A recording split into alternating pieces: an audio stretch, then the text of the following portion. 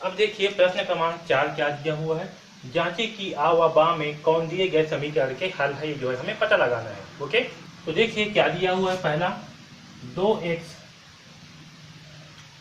Plus 5y बराबर 8/3। तो हम क्या करेंगे, आ से x बराबर 3 और y बराबर -1 रख के इसमें देखते हैं। ओके, तो आ से x बराबर 3 व y बराबर -1 रखने पर,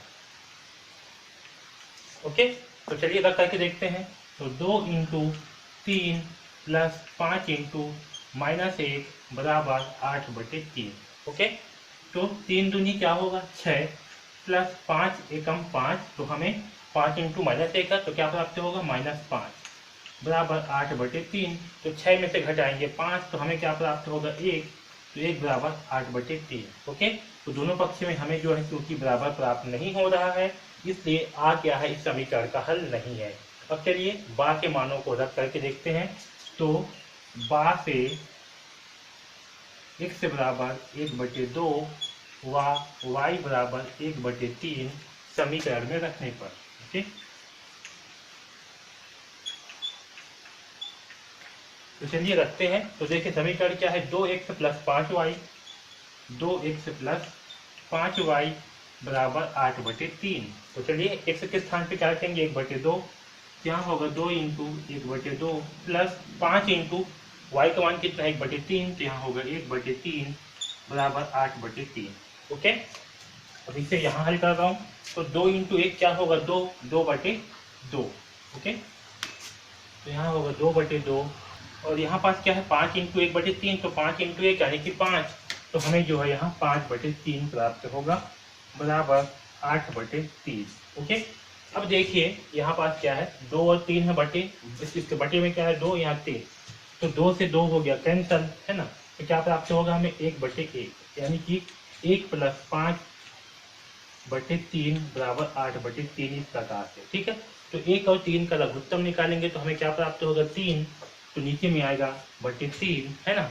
अब 1 को जो है 1 से जो है 3 को भाग करेंगे तो भागफल क्या प्राप्त होगा 3, इस 1 के साथ में 3 का गुणा होगा, तो 3 इंटू 1 करने पर हमें 3 प्राप्त होगा प्लस 5, 3 से 3 को भाग करने पर भागफल 1 प्राप्त होगा और 5 के साथ में 1 का गुणा होगा, तो हमें जो है 5 एकम 5 प्राप्त होगा।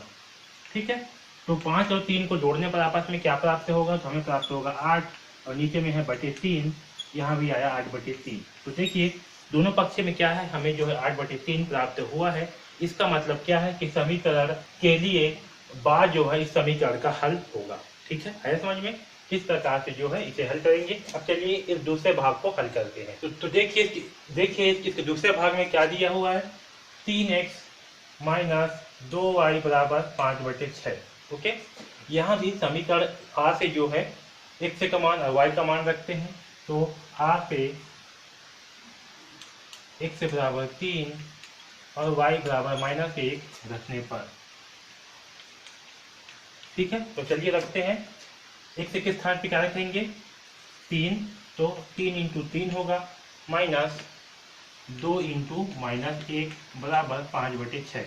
ओके, तो 3 3 आई 9 माइनस 2 इंटू -1, और यहाँ भी क्या है सामने माइनस, तो माइनस इंटू माइनस क्या हो जाएगा प्लस, तो -2 इंटू -1 का मान होगा हमें +2 बराबर 5/6।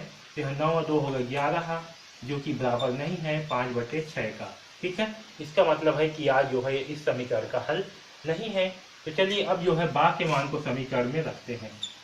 तो बा से x बराबर 1/2 व y बराबर 1/3 समीकरण में रखने पर,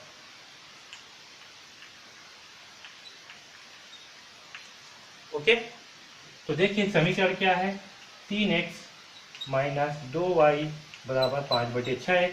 x के स्थान पे क्या रखेंगे 1/2, यहाँ हो जाएगा 3 इंटू 1/2 माइनस 2 इंटू वाई का मान कितना है 1/3, तो होगा 1/3 बराबर 5/6। ओके, तो देखिए 3 इंटू 1 करने पर क्या होगा 3, तो 3/2 प्राप्त होगा, माइनस 2 इंटू 1 यानी कि 2 एकम 2/3 बराबर 5/6। ओके, अब देखिए इस 2 और 3 का हम निकालेंगे लघुत्तम, तो 2 और 3 का लघुत्तम निकालने पर क्या प्राप्त होगा? 2 एकम 2, ठीक है, 3 एकम 3, ठीक है। तो 3 दूनी 6 जो है इसका लघुत्तम आएगा। तो यहाँ करते हैं 6, 2 से 6 को भाग करने पर भागफल कितना आएगा? 3, 2 दिया 6। तो 3 का गुणा जो है 3 के साथ में होगा, तो क्या प्राप्त होगा? 3 3 9 माइनस 3 से 6 को भाग करने पर कितना आएगा? 3 दूनी 6, 2 आएगा भागफल, तो 2 का गुणा होगा इस 2 के साथ में, तो 2 इंटू 2 कितना होगा? 4 बराबर 5/6, और 9 में से घटाएंगे 4, तो हमें क्या प्राप्त होगा? 5, नीचे में है बटे 6, इधर भी क्या है? 5/6। ओके, तो दोनों पक्ष में हमें जो है 5/6 प्राप्त हो रहा है। इसका मतलब क्या है? इसका मतलब जो है बा इस समीकरण के लिए हल है। ठीक है, आया समझ में? तो इस प्रकार से जो है हम इस चौथे प्रश्न को हल करेंगे। ठीक, तो हमने जो है इस वीडियो में प्रश्न क्रमांक 2 को हल किया है। ओके, तो इस वीडियो में बस इतना ही। धन्यवाद।